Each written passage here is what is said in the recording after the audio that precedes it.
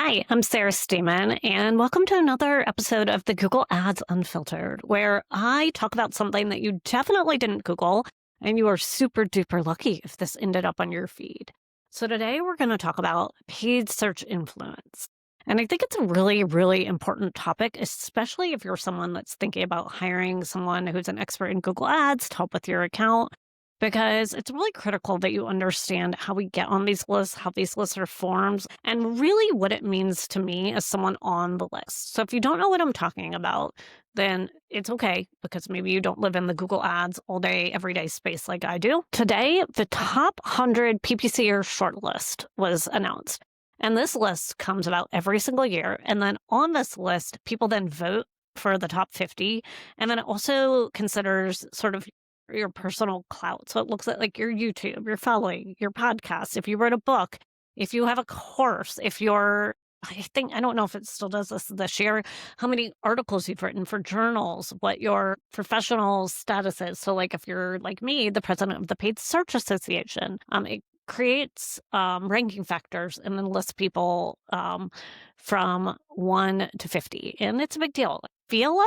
Don't quote me, I feel like I was like 29th last year, and it's worldwide. So it is a huge, huge, huge, massive honor to be on these lists. I don't ever want to minimize that in any way, shape, or form. I'm incredibly, insanely grateful to be here where I am today. I think it is amazing. So that said, I still wanted to get into sort of what influence in paid search means to me. And again, I want to make it so that you, the client, sort of understands it a lot better, and so you can understand me if you're thinking about hiring me to be your Google Ads coach. So first of all, if you're the top most influential in your field, it does not mean that you're reigning clients, because I think, again, these lists get distributed among other paid searchers, and it's not necessarily something that clients see.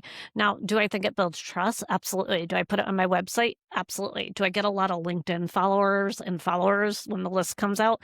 Absolutely. So I think it builds my network, but a lot of my network is still agency owners and other paid search experts, not necessarily the people that would hire me. Although I do consulting for agencies, also I get referrals through my network. So again, I will never, ever minimize the audience that I've built, but it's not always the people that actually are going to pay me money. So being a top 100 PPCer worldwide does not mean it's raining clients. It doesn't mean I'm too busy for you. It doesn't mean I can't take your call.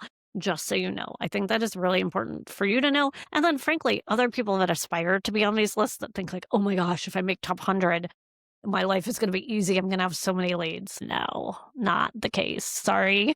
Yeah.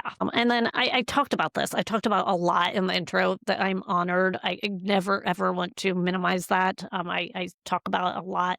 I try to say it in every post. When I was first starting in the industry, I would look up to people on these lists. I would be like, oh my gosh, they're PPC famous. It was such a big deal. That said, there is a lot of work to get on these lists. And with the work comes trade-offs. For one, I make an enormous amount of content. I am going into my third year writing for Search Engine Land.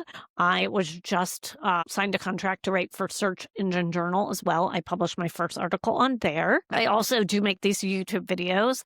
I also spent a year making YouTube videos on another channel, PPC Gals, with another agency owner. I also have my personal channel where I talk about Google Ads freelancing. I publish almost every single day on LinkedIn. I also take a lot of the content that I make here and turn it into blog posts. I also guest on other people's podcasts anytime that I'm asked. There's just a lot of good that I put out into the world. I am president of the Paid Search Association. I host the monthly webinar for that. Again, I just make a mass amount of content. And when you do this type of content, you're trading off sometimes the client work. So maybe I'm not in an account as much as I could be because I'm making the content. And a lot of why I'm making the content is I come to it from a giving standpoint. But I've also personally felt like that is how you're going to get the bigger clients, is making content. So it's like a hope for a future payoff in some ways. I mean, it's not entirely fully from the graciousness of my heart. Some of it does obviously have the self-serving component, but it's the promise of a future payoff. It's having the content engine run while I'm doing something else and being with my family. So I think it is really, really important. I also think it does help with my close rate. I don't feel like I am the most natural salesperson in the world.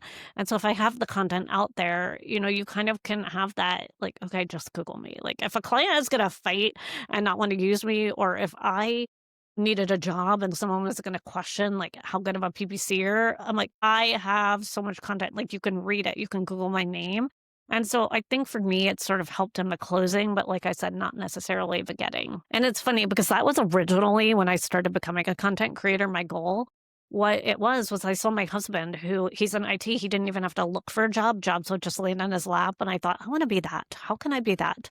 And I started creating content. And then sooner or later, it transformed for me into something where, people wouldn't laugh at my paid search jokes. So I went online and I started making friends with the community. And I would read people's articles because the thing is, when you write an article, you need people to read it. And I would comment and I would say anything that I could possibly say to add value to the conversation. And it could be something like, I really, really like your imagery. I really like how funny this post was. I really like how you explained it. Amy Hebdon, I think she's on the list also. Like I love, love, love the imagery she uses in her presentations and her search engine land pieces. I just enjoy it. And so I always try to say that and be that person that's in the comments supporting the people around me and obviously reading their content. So I guess along that line, I will say that like, if you look at the list, a lot of us know each other. We're close friends. These are personal friends that I met through the industry. And so I do feel like a lot of times on the outside looking in, people think like, oh my gosh, like it's a clique. And I think there is an aspect, but we've all really bonded through our content. So yeah, it's clicky, but it's not like it's clicky and it's closed for people who want to be there. I always tell people all the time, just start making content, just start commenting. If you're too shy to make content yourself, just start in the comments. And then just make sure you say your personal take. I think that is really important. And that's how I've met a lot of people. But yeah, to answer the question, most of us on that list, we know each other and we know what one another is known for and like specifically good at. But with that comes an amazing thing. If I have a question or I'm stuck, I have a huge network of people I can call. And I think that a lot of times when a client is calling me, I'm like, you get the benefit of me, right? And my sassiness and how I answer a question. But you know what else you get? You get the benefit of like probably the, 40 other people on that list that if I'm stuck, I know exactly who to call. I'm not going to leave my client high and dry. And I would say another part is that people don't talk about being on these lists is vulnerability. Like I part of why I resisted YouTube so long. I mean, I used to make YouTube videos, man, in my like upstairs office bedroom 15 years ago. I hate how I look. I don't always have like the best makeup, the best editing, the best, this and that. But at the end of the day, like I still have to put myself out there because that's how the business world works, especially when you own your own business. And so a lot of getting on these lists involves vulnerability, showing up, putting content out there, saying what you think, even if you're not sure of it. I've been wrong. I've said things that I'm wrong about and just really owning it because there is a way to own it. There's a way to grow with the content that you make and say, you know what? I said this a year ago and today I disagree with what I said a year ago, and here's why. So I think really that is part of the whole entire process. It's not like what gets you on the list, but it's the side of influence that people don't necessarily see is like we are exposing ourselves in a lot of ways. I would also say like with that vulnerability, like, and again, because like I didn't say like, oh my gosh, I want to get on this list. Like that is not, I just started making content and enjoying the content that others put out there, which is how I gained influence in this area.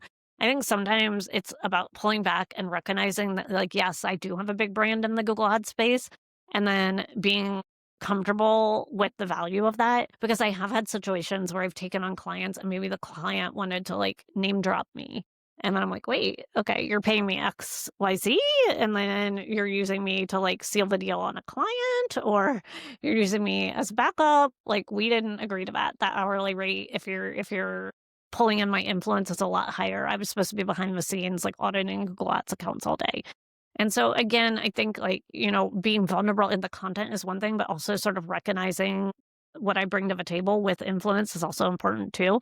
And when you've built organically like I have, again, you forget that Yeah, I'm a big deal, and I should come to the world with that, like, I'm a big deal attitude, and I don't always do that, so I sell myself short sometimes. So I guess for you, right, the business owner, because that is who I'm talking to with my content on this channel, what does influence mean to you? I would say look beyond the badge and really look at the person, and do you connect with that person and the message and what they're saying? I think that is really important because influence is built, brick by brick, blog by blog, content through by content. Read the content, research what they're saying, see if you agree on, the stance that that particular influencer puts out there. And then I would also say, don't think that because someone is influential, you can't afford them. A lot of us are, hustling the same way the people that don't have the influence are.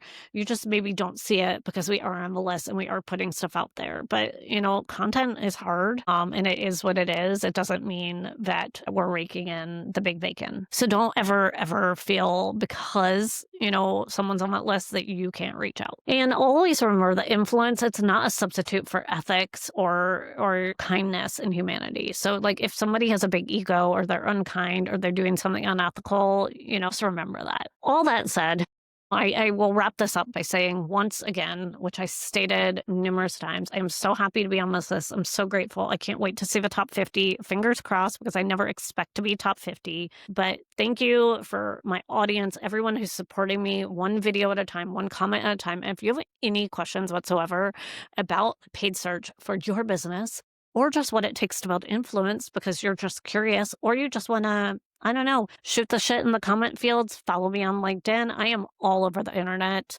and I cannot thank you enough for being here through this journey, and happy optimization. Have a good day.